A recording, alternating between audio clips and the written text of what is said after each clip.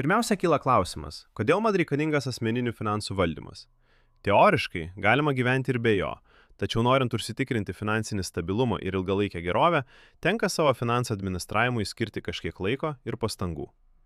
Pagrindinis asmeninių finansų siekis - suderinti dabartinius poreikius su ateities tikslais, užtikrinant subalansuotą finansinę situaciją. Tinkamas finansų valdymas padeda išvengti perteklinio įsiskolinimo, kaupti santaupas ir kryptingai siekti finansinės nepriklausomybės.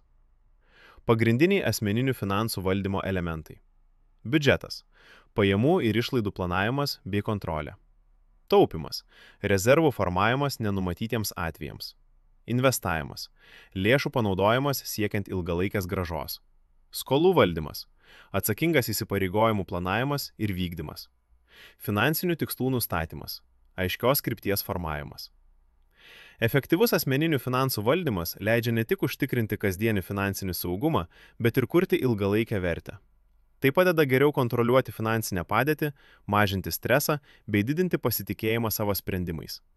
Ilgainiui tai tampa pagrindu tvariam gyvenimo kokybės gerinimui ir finansiniai laisvei.